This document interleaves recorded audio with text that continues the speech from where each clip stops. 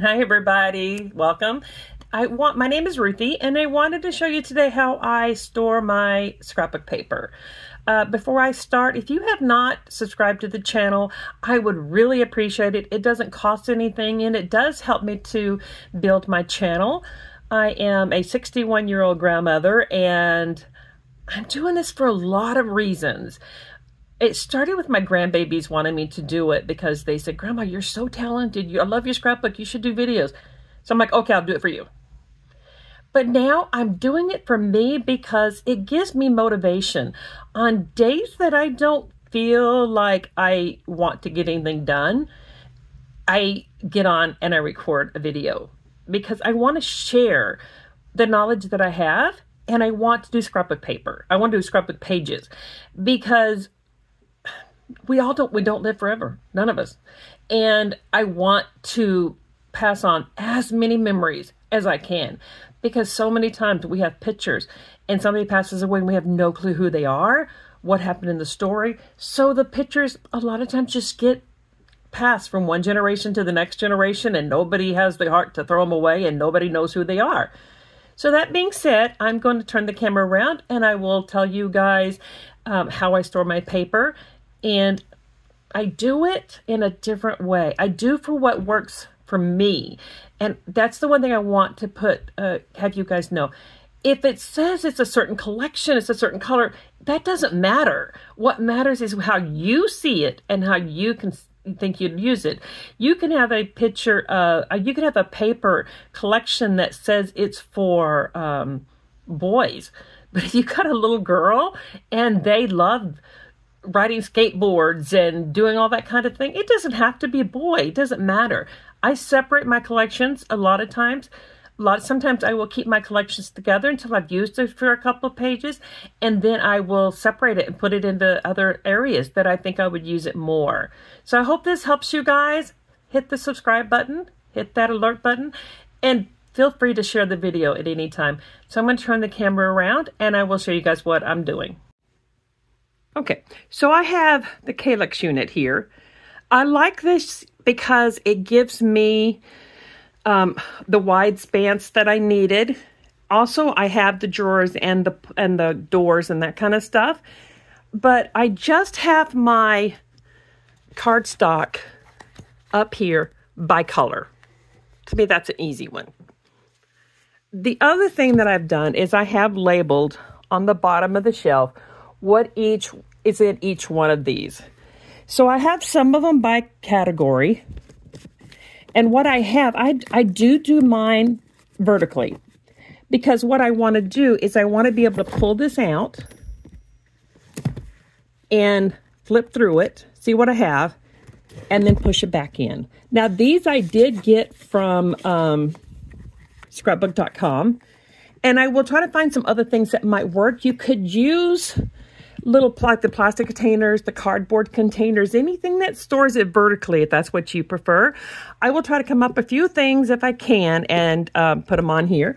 But what I have here first is I have my heritage section, and I have the dividers here, and I have a gaming section. It's not easy to do with just one hand. Sorry, guys. My game section, that anything that reminds me. Now, I don't go by the name on the paper. When I first started sorting my paper, I first came up with, I divided it by color.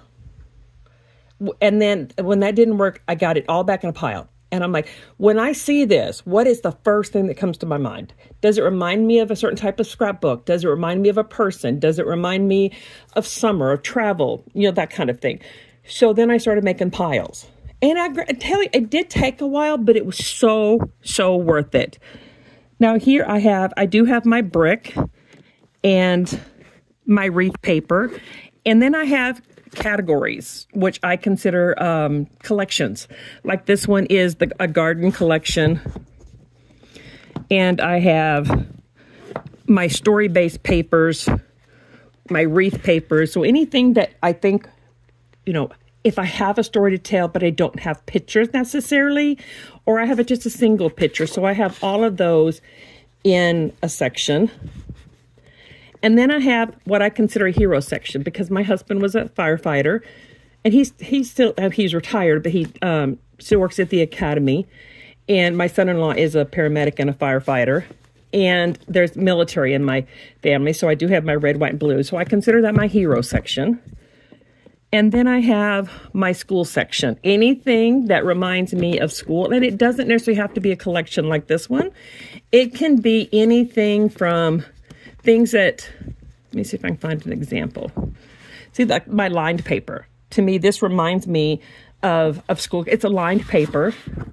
So I put all my lined paper in here because when I want to talk about a teacher, I want to talk about something the kids did in school. So I put anything that reminds me personally of school. And then I have a celebration section, which is more birthday, things like that. And then I have my 49 and Market.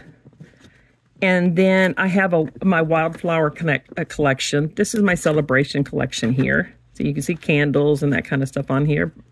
And then I have my Simple Stories wildflower collection here. And then Alice in Wonderland is another collection that I had gotten. And my animal collection. And then all of my wood grain I put together. And then this is my graphic 45 collections that I have, everything that's in there. So that's what's in this first one. And I'm going to have to figure out why my paper is sliding down here like this. But that's something, a simple board on the end would keep it from sliding down in the middle. But that's going to go on my husband's to-do list. They all have it, but let me say. So anyway, here's my next section. And in here I have holidays. So I have an Easter collection here. And then my summer section starts. Anything that I see that I think makes me think of summer.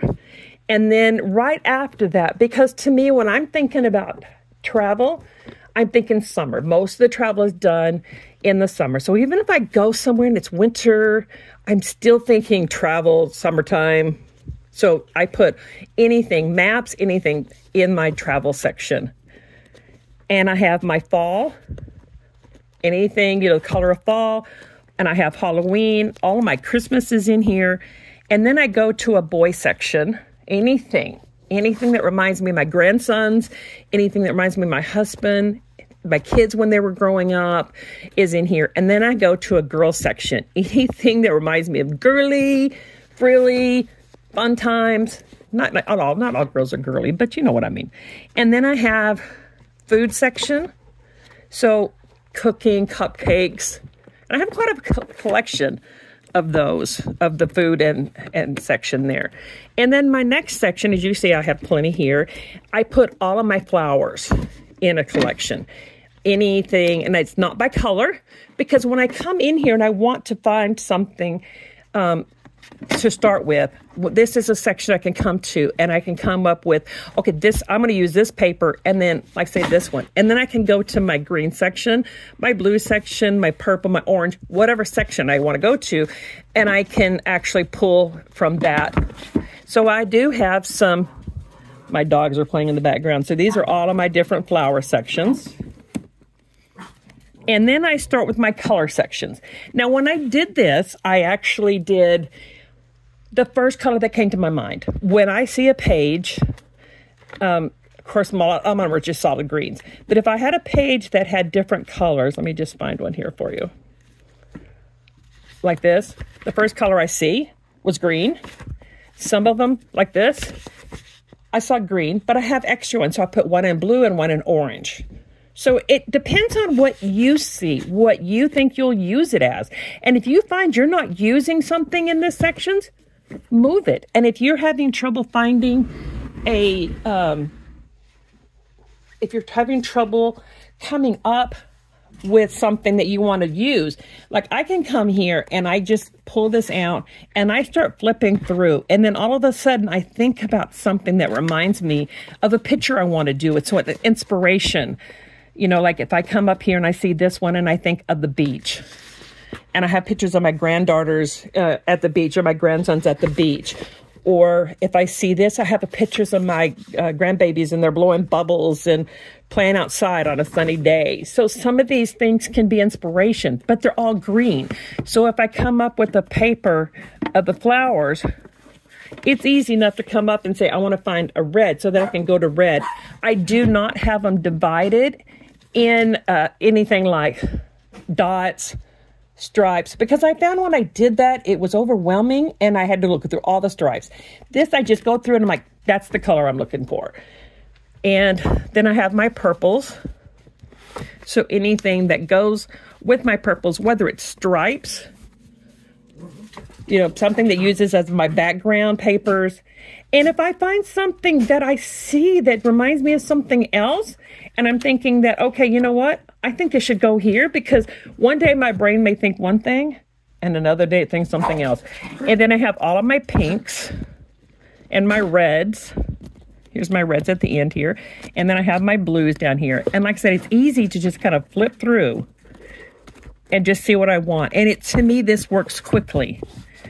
And then over here, I have my browns. I have multicolors. So if I'm looking for another page, you know, kit starter, page starter, I have things that are multicolor that I couldn't just pick out one color. So I can pick this and go, and if I want to pick out a blue, a purple, a yellow, a green, and then I figure out which one I think looks good, and then I go to my desk and I put the pictures with it, decide which one I think is going to look better, and then I just come back here, the ones I don't use, and put it back in the section that it belongs in. So I have my yellows, my oranges, and then I have beiges all together. Anything that looks kind of ivory, beige, golds and silvers, and then black at the end here. So this, to me personally, works great because I can flip through here if I'm looking for a black one and just, sorry about that, guys. They don't want to play until I hit the record button. So let me just kind of show you what I'm talking about with this. So if I go to my multicolor, and I'm just going to grab this first one here out. And then I'll go to my blue section. And I just pull it up here. Let me put this back a little bit here. And I find a blue that I think is going to look good with it. And I see one here in the back. This is kind of a, this one is a, what's it called? A glittery page, but that's okay. And I do separate my papers, you know. Sometimes I find one I haven't done. And then if I was going to come up here and let's say find a purple and an orange. So I pull the purple out. Let me just get my other paper up here so I can see. And I want kind of a lighter purple maybe with this one. So let's try this one. And then let me see if I can find maybe an orange or a red. Trixie, you're fine, babe. I'll look at the red section here. And sometimes colors are hard for me to determine because it's my eyes. I always have a lot of trouble with my eyes. So, and I know I don't want another plaid. So I don't, you know, I'm just going to kind of flip through here and see what I can find. This might bring some of the yellow out as well. And I don't know that it's going to look good or not, but it's easy enough to come back and another one. And then I can come over to my desk area. It's snowing here today, which it's wintertime, so that's what to expect, right? And then I can put them at my desk. And I already see that I don't like this red and purple together, so I'm going to put that one aside.